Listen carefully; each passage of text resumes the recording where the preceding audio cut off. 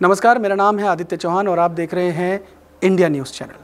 दोस्तों, कोरोना को लेकर के रूस ने स्पुतनिक वी नाम से एक वैक्सीन लॉन्च किया है और ये दावा किया है कि ये कोरोना महामारी से निजात पाने में काफ़ी हद तक कारगर साबित होगा।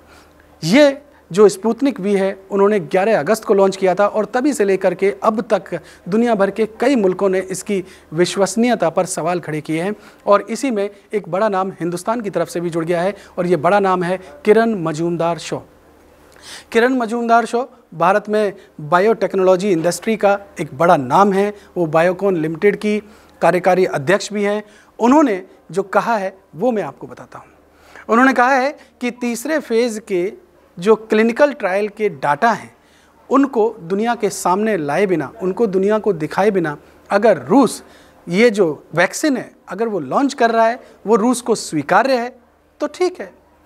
इसका मतलब ये है कि वो ये कहना चाह रही हैं कि रूस ने ये जो लॉन्च किया है वैक्सीन, इसके जो क्लिनिकल ट्रायल जो होता है उसके जो डाटा हैं, first phase, second phase, third phase, वो डाटा उन्होंने दुनिया के सामने नहीं रखे हैं। तो अगर वो ऐसा किए बिना ही लॉन्च कर रहा है तो ये ठीक नहीं है। वो रूस अपने लिहाज से ठीक मान सकता है, तो इसकी विश्वसनीयता पर वो भी सवाल खड़े कर रही हैं। असल में ये जो वैक्सीन है वो मॉस्को के गामाली रिसर्च इंस्टीट्यूट की तरफ से तैयार किया गया है और जब भी कोई नया वैक्सीन तैयार होता है, जब कोई नई बीमारी फैलती है और उसके लिए कोई नई दवाई, नया वैक्सीन ईजाद होता है तो उसके लिए बाज़ाब्ता क्लिनिकल ट्रायल किए जाते हैं और ये अलग अलग फेजेस के ट्रायल होते हैं और इनके डाटा बाज़ाब्ता दुनिया के सामने रखने पड़ते हैं, हेल्थ मिनिस्ट्री के सामने रखने पड़ते हैं।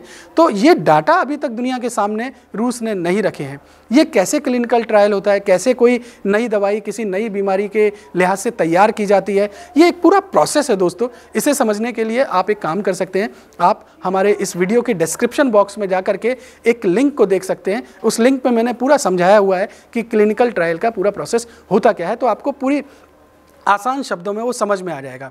तो दोस्तों, ये जो डाटा शेयर नहीं किए गए हैं दुनिया के साथ, इसी को लेकर के मुल्क के इस दुनिया के कई मुल्कों को इस जो वैक्सीन है स्पुतनिक वी, इस पर बड़ा संदेह है।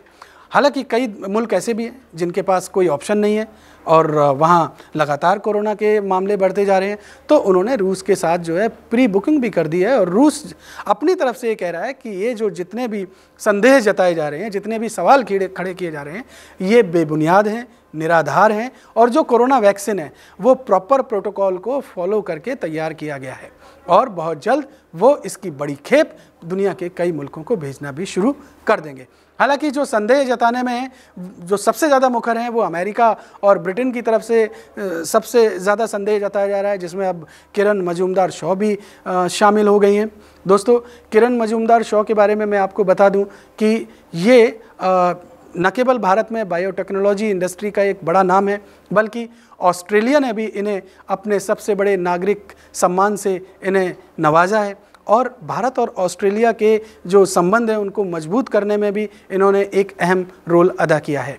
तो रूस के लेकर के जो ये वैक्सीन जो बनाया गया है, रूस ने अपनी तरफ से जो कोरोना को लेकर के जो वैक्सीन तैयार किया है, इसे लेकर के आगे जो भी डेवलपमेंट सामने आएंगे वो हम आपको लगातार बताते रहेंगे। और जो मुल्कों में जो लगातार कोरोना वैक्सीन तैयार हो रहे हैं, कोरोना को ख़त्म करने को लेकर के जो दवाइयाँ तैयार हो रही हैं, उनके बारे में जो भी अपडेट होंगे वो हम आपको लगातार बताएंगे। आप इस वीडियो को शेयर कीजिए, हमारे चैनल को सब्सक्राइब कीजिए और अगर कमेंट सेक्शन में जाकर के कुछ लिखना चाहते हैं तो ज़रूर लिखिएगा। धन्यवाद।